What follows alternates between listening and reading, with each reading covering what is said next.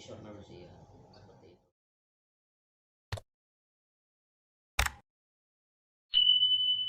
Selamat pagi, selamat menjelang siang juga Pak Nopri. Pagi. Hari ini saya berada kembali ketemu dengan Pak Nopri dengan tempat yang berbeda, Siap. yaitu SMK 1 Cikarang Selatan. Semoga dengan waktu yang ada dan yang singkat ini bisa kita manfaatkan untuk menggali informasi yang begitu up-to-date dalam program pembangunan SDM yang unggul. Siap. Dari lulusan di SMK tersebut. Bahkan termasuk udah kepala sekolah yang cukup lama dan memimpin sekolah-sekolah yang unggul, termasuk salah satu sekolah di SMK 1 Cikarang Barat yang merupakan salah satu sekolah terluas di wilayah Kabupaten Bekasi, Pak ya. Betul. Yang memiliki luas lahan sampai 7 hektar, Pak ya. Ya, betul. Dan itu juga kepemimpinan Bapak di sana cukup lumayan lama dan cukup membangun sekolah tersebut ya. Sehingga sampai saat ini diwariskan itu ke sekolah yang lama, yang baru ini menjadi kelihatan juga hasilnya. Dan Bapak juga dipercayakan kembali nih ke sekolah SMK 1 Cikarang Selatan, salah satu sekolah unggulan yang ada di Kabupaten Bekasi, Pak ya.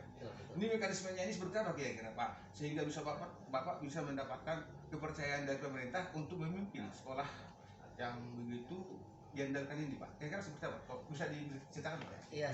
Jadi pertama saya menjadi kepala sekolah di SMK Negeri 1 Cikarang Barat waktu itu masih naungan Dinas Pendidikan Kabupaten Bekasi. Nah, di situ selain saya memimpin juga saya banyak belajar dari rekan-rekan senior yang ada di SMK 1 Cikarang Barat.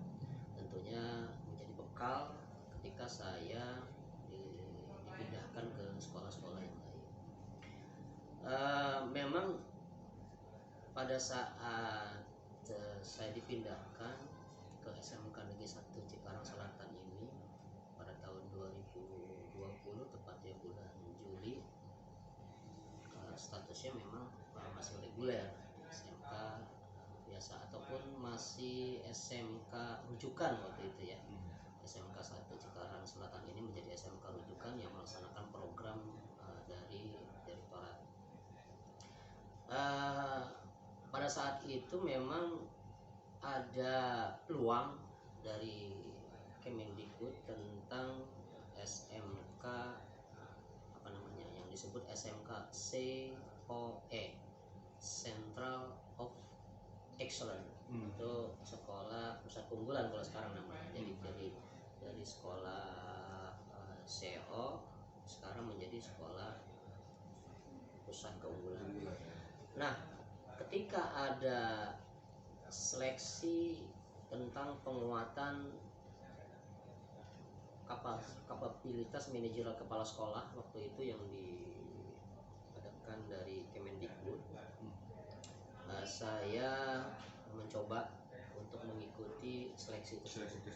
Ya, dari hampir 3.000 seluruh Indonesia waktu itu yang mengikuti seleksi berkas maupun seleksi interview dan kemampuan manajerial begitu.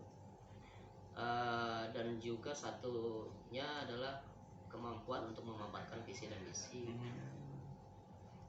Alhamdulillah dari 3.000-an yang seleksi lulus 450-an termasuk saya. Termasuk saya mewakili SMK Negeri 1 Cikarang Selatan untuk mengikuti diklat manajerial, kapabilitas manajerial, termasuk tentang CEO di dalamnya, yaitu menjadi Chief Executive Officer. Jadi kepala sekolah itu tidak lagi dibebankan untuk mengajar, tapi fokus untuk manajerial.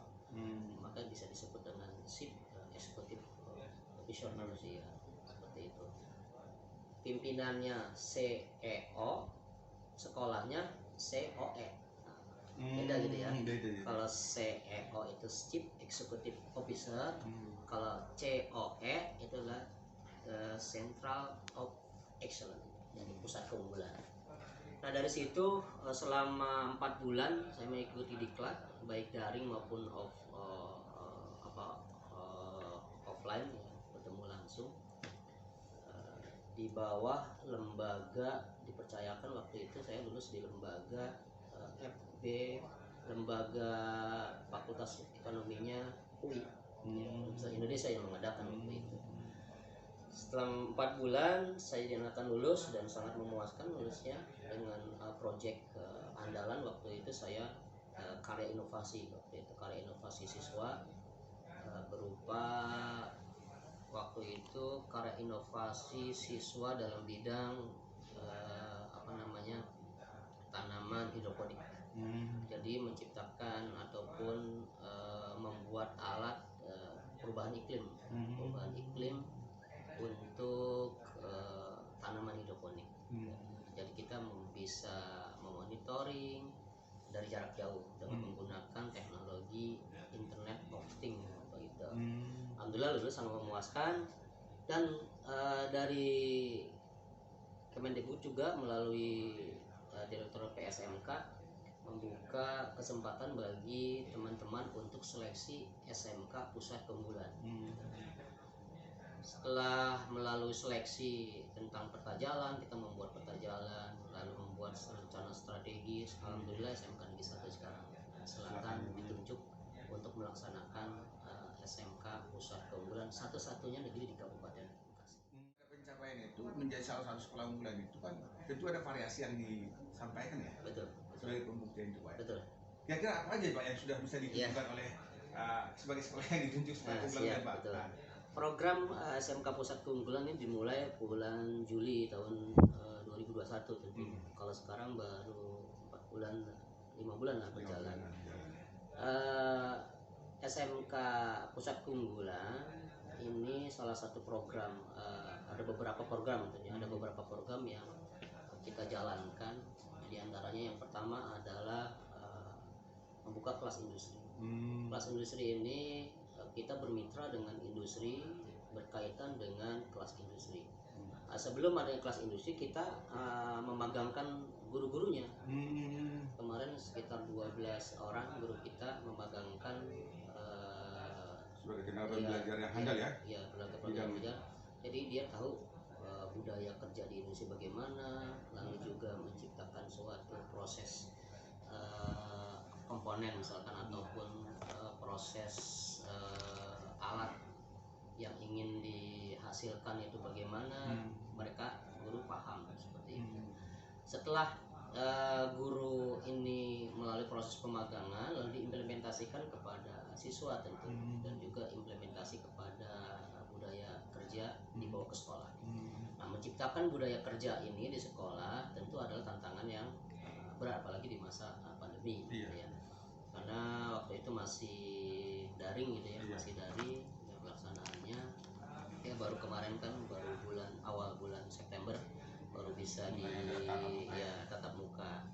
Pada saat tatap muka kita implementasikan program tentang budaya kerja kepada siswa, tentang budaya disiplin, budaya karakter gitu. Setelah itu guru-gurunya kita ajak berdiskusi tentang dan mewujudkan tentang gerakan sekolah menyenangkan. Artinya siswa datang ke sekolah bukan hanya terpaksa gitu ya. Jadi mereka datang kemari karena senang mengikuti pembelajaran, karena senang berada di dalam lingkungan sekolah. Jadi kita ciptakan tanpa jarak dan tanpa punishment yang memberatkan siswa. Suasana nyaman lah ya. Suasana nyaman. Kita bentuk komitmen kepada mereka, kepada siswa dan guru tentunya untuk mewujudkan hal tersebut, yaitu sekolah yang menyenangkan, namanya GSM, Gerakan Sekolah yang Menyenangkan. Dan juga selain itu adalah proyek-proyek karya-karya inovasi siswa yang dikembangkan di dalam SMK PK. Nah, karena kita prioritasnya kemarin waktu seleksi SMK PK adalah teknik elektronika industri, kita fokus di teknik elektronik industri, mewujudkan tentang karya-karya inovatif siswa. Alhamdulillah berkat bimbingan guru, berkat motivasi siswa, kita bisa menyabet juara 1 untuk tingkat kabupaten karya inovasi. Lalu yang juara 2 tingkat nasional. Tentunya pengembangan inovasi siswa perlu wadah, alhamdulillah dari Dirjen Vokasi, kan sekarang SMKD di bawah Dirjen Vokasi ya, mewujudkan tentang pendirian workshop untuk teknik elektro. Alhamdulillah sudah dibangun, tinggal mewujudkan nanti peralatan langsung dari Schneider dari Jerman untuk mengembangkan kewirausahaan. Di sini kita akan bentuk produk-produknya, agar karena kita kerjasama dengan Schneider, nanti produk-produk ini akan kita part apa yang dibutuhkan industri, kita yang mengerjakan. Jadi istilahnya mendatangkan industri di sekolah. Seperti itu. Kan sudah ada pembelajaran bagi guru untuk ini sudah sejauh mana nih kira-kira? Teknik mesin, ada teknik komputer jaringan, ada teknik listrik, teknik elektronik dan akuntansi. Namun yang dikembangkan sesuai dengan prioritas SMKPK adalah elektronika industri. Pengembangan di elektronika industri ini memang sudah berjalan lama, tinggal dipoles, tinggal dikuatkan kembali, sehingga guru-gurunya pun setelah kita ditunjuk menjadi SMKPK itu semua ada penyegaran kembali, diundang ke PM4 TK Bandung, PM4 TK Malang. Sekarang bukan PM4 TK, namanya apa? BPP Balai BPPMPP gitu ya. BPPMPPI, PPPI.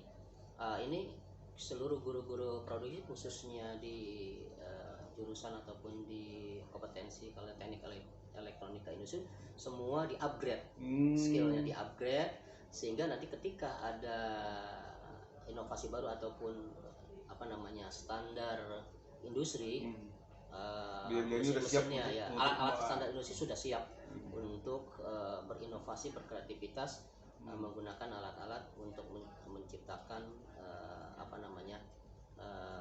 komponen ataupun alat-alat yang dibutuhkan oleh industri. Dan kita juga melalui program SMKPK ini selain karya inovasi dan bercetak hasil, juga ada kita program namanya Sekolah Pencetak Wirausaha. Jadi kita ambil 100 orang siswa yang punya wirausaha kecil-kecilan lah, itu namanya wirausaha muda. Dari 100 orang itu menjadikan duta wirausaha yang akan menularkan kepada teman-temannya. Dan juga kita juga menggandeng Shopee sebagai digital marketing untuk memasarkan produk-produk. Kebetulan kita bisa nggak melihat ke lokasi seperti kesiapan yang sudah kita miliki ini menjadi pembuat pendukung dalam program tadi, Pak. Seperti apa kira-kira, Pak? Iya, siap.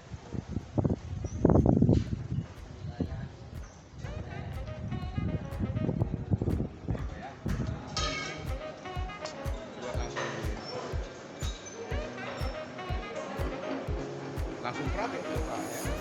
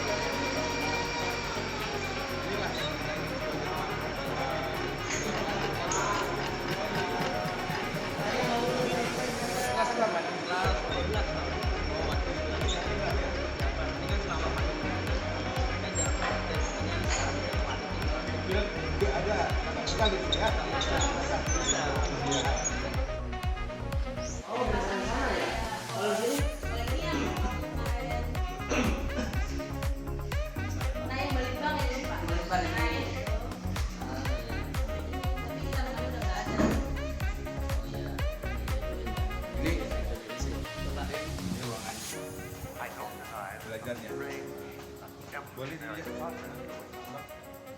But mankind won't be destroyed. izin bukan Pak, maaf Pak ya, sebentar ya. Nah, mau ganggu sebentar lagi Belajar belajar. dari luar aja. Ini sedang lagi belajar apa? Apa Pak? Lagi Ulangan. tes ya. Tes.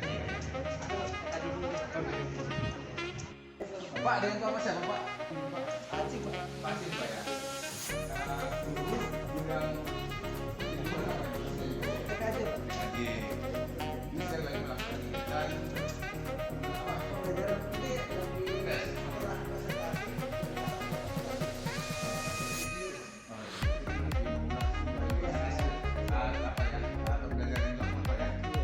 Ini siswa kita sedang aktif ini ya.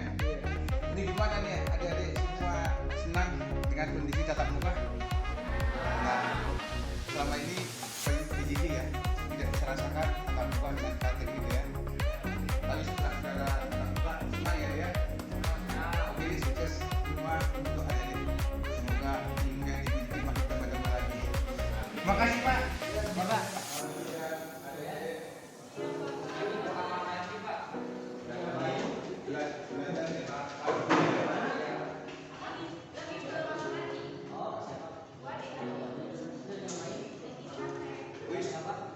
Ini adik bisa pegang obeng, buka, bikin kabel, ngunci lagi, bisa gitu ya? Jadi nggak hanya laki-laki ya, kerjaan perempuan juga saat ini harus mampu ya. Ini belajar apa namanya?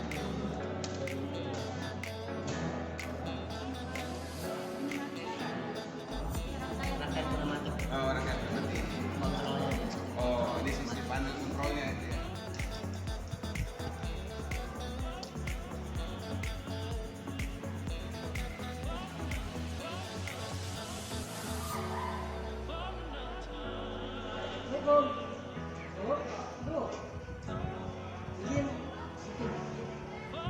Izin dulu ya. Iya, iya, kelas 1 kelas 11 SD. Pagi ini sedang mengikuti kegiatan apa? Listrik. Ini apa namanya? Sini, sini. Sejauh mana? Ya. Bawa. Kemarin Ngomong ini di rumah kan. selama 50% dari kapasitas kelas. Jadi apa tidak boleh full. Kita juga menghindari kesegapan ini Pak ya. Iya iya itu supaya lebih menjaga kesehatan anak kita. Jangan lama terus boleh.